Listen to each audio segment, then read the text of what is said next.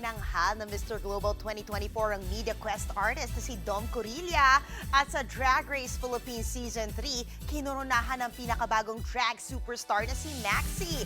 Narito ang report ni Von Belenario. A winner of Drag Race Philippines. The Philippines' next drag superstar is Maxi. Kontesera na si Maxi nang sumali sa Drag Race Philippines Season 3. Pero di pa rin yan napigilan ng emosyon ng tanghaling kampyon sa live viewing party ng finale episode. Hindi ko pa alam paano mararamdaman ko kung iiyak pa ako, tatawa ako, magtatatalon-talon ako. Hindi pa rin ako makapaniwala na ako yung nanalo. Runner-up niya ang provincial queen from CDO na si Kiana. Ang bahagi naman ng top 4 na si Angel, masaya sa pagkapanalo ng kapatid na si Maxi. I'm so happy for Maxi after all the hard work. Finally! Ang host ng Drag Race Philippines na si Paolo Ballesteros, emosyonal din dahil tiyempong may pinagdaanan pala siyang deeply personal habang ginagawa ang reality show.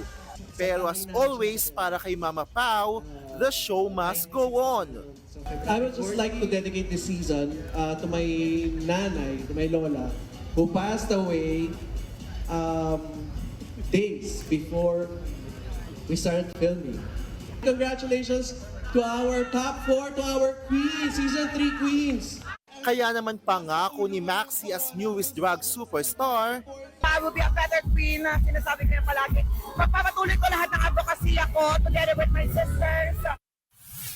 after 10 long years, nanalo muli ang Pilipinas sa male pageant scene.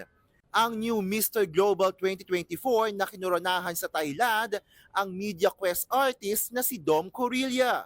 On the stage, I was so shocked. As in, akala ko na nananaginip pa lang ako.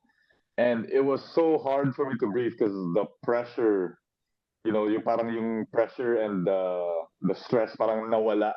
Lahat yun, bigla. So I was, kung makikita niyo sa stage, nahihirapan ako to like breathe kasi yung heart ko sobrang bilis. Si Dom lang naman ang first ever Pinoy winner ng Mr. Global. After his pageant stint, balak agad sumabak ng aktor sa acting. Sino naman kaya ang gusto niyang maka-work?